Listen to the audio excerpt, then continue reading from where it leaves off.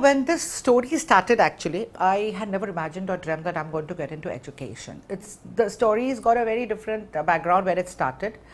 And I was working with the Enron group. You've heard of the Enron group, which was very major in India, was going to come up with the biggest gas company and biggest power station in India.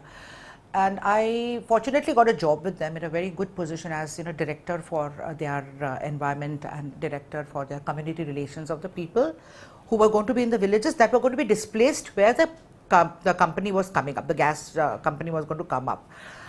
And I was reporting at that time directly to the Energy Minister of Maharashtra, Mr. Appasaheb Dharkar. He also happened to be the Minister of Education for Maharashtra. At that time, my brother Chetan, which you all of course know, who's also been one of your mentors, Chetan was the one who was seeking an MBA admission. At that time, there were only 2 colleges in Pune for MBA. There was the best one was Symbiosis, the other was a Pumba, Pune University MBA department.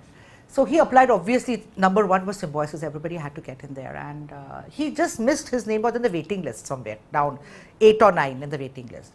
And obviously, we didn't want, like to wait if the waiting list clears or no. So Appasaheb, being the Education Minister, we approached him, saying that Chetan's admission is there, and Pune University MBA department came under government and it came under him. So we went to him. So he said, of course. And he just called one call to the Vice Chancellor, and the Vice Chancellor said, please send your brother and we'll get the admission done. So Chetan went over there and he got the admission done. After about a week or so, his name cleared up and it came into Symbiosis list. So he was in a dilemma that minister has put in a word at Pumba, and now my name is there. So my mom gave him a very good advice. She said, go with the people who have stood by you when you didn't have anybody. If he has used his good word for your admission, you please stick around in Pumba. Now it is up to you to give the best, whether you do it in Symbiosis or whether you do it in Pumba. These are the kind of advices my parents have always given, and it really helped us in our lives. So he went there, and we were very close with Mr. Dharkar, being the Education Minister and Energy Minister. His family and my family, we were very close. Especially me, I was very close to him and his wife. He had a British wife, and she and me really shared amazing. She was even older to my mother, but we shared fantastic times together. We just clicked. And the same year, that was in 92, government of Maharashtra privatized education. So they opened up education to private parties, so so a lot of people came into education, and in 93 the act was formalized.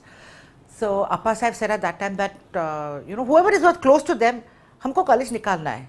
You one college, you one college, like that. People were just asked to start colleges. That time this AICT and all this problems or this whole rigmarole was not there. So we just overnight, decided to start a college. And Mr. Navle, I don't know, you've heard of Mr. Navle of Siagar Group of Institutes. He was a very close family friend, because my sister, who was an air hostess in Air India, she was doing her MPM that time, Masters in Personal Management, from Bharati Vidyapit, where Mr. Navle was there, working at Bharati Vidyapit. And so Mr. Navle was a good family friend and all, and Mr. Navle started his college in 93. And because of my proximity to the Education Minister, people like Mr. Navle, Mr. Karar, everybody used to come to me and say that please get our file cleared. We want our file to be cleared from the Education Minister. And I was a very straightforward woman. I said, okay, come, let's go. And then Appasaheb said that it's now time, 1 year is gone, now we have to start our college. So me and Appasaheb and all of us came together, and we formed a trust overnight where Navle sir really helped us and all, and we started the college. The college just started, I was working with Enron that time. So I was with Enron and doing the college and just running around, between Mumbai and Pune and my office in Guhagar, because the company was, the Enron project was coming up in Konkan over there. So I had my office there. And I never imagined, because when we got the permission to start the college and all, we started the college. And we got the list of, students who had not got admission in Pumba. Because of uncle, we got their entire list of 600 students. So we sent out, letters. I still remember me and my dad, Chetan, and that peon. We were sitting in the office and literally, sticking the letters and sending it. At that time, there was no IT or, mails or anything going through. And when the letters went out in a week's time, people started coming in, calls started coming in. There was a flood. We never realized that for 60 students, there were 500 students waiting out there.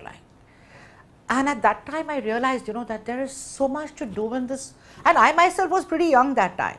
Chetan was just doing his MBA. I'm just 5 years older to Chetan. So me and the students who were close by, we were like, I realized the youth, there's so much that I can do for this.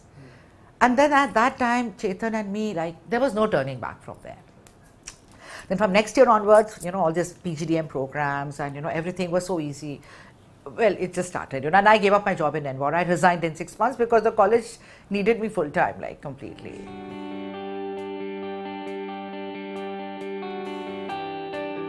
Actually, we have a lot of tie-ups like that with different universities. We have a tie-up with the Lyon University in France. We have a tie-up with the university in Asia Pacific in Malaysia. We have a couple of tie-ups in Dubai. We have a tie-up with the university in Denver, with the Denver University. So, I feel, you know, that going global is not the answer actually, but getting global, know-how into India is important. And that's the reason I have never expanded outside. We did get a lot of opportunities to expand outside, you know, but we said no. I love India. Whatever I want to do over here. But I certainly want to get global know-how from outside into India. I certainly want my students to go and experience at least a week or 10 days. Students who have come to us from villages. They've never come out of their village and their city, they come to Pune, and from here I want them to go abroad, at least an experience and get an exposure of what is the world outside. Otherwise, how will they know what is there? So we have all these tie-ups, and a lot of our students go to Dubai, they go to Malaysia, they go to Denver, they go to a lot of places, to France, you know, and now keeping all this in mind, we've also just recently opened up our Dubai office last week only, and taking all education from here to Dubai and also getting students from abroad into India. Africa, the GCC countries, the SAARC nations, and I think Dubai is a great place because everybody from all these nations is working in Dubai. So they want their children, you know, to go out and study, but everybody cannot afford to go to Europe or to USA. So India is a very good choice for them to come to, but to market them and target them, getting them from Dubai, I think, to India is a good way, and also taking my students out to Dubai, because the way Dubai, you know, UAE is growing.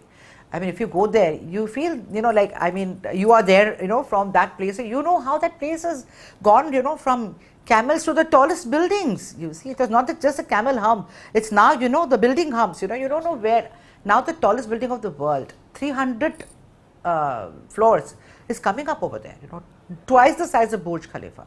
I think there's a lot that we can get from a country like that, you know, and a lot from us that we can give to people out there and to the nations around over there. So, a lot of exciting things out, you know, on Indira's front, and I think with me and Chetan at the helm, we really don't leave it, you know, that even one day is not exciting. Every moment has to be exciting, like.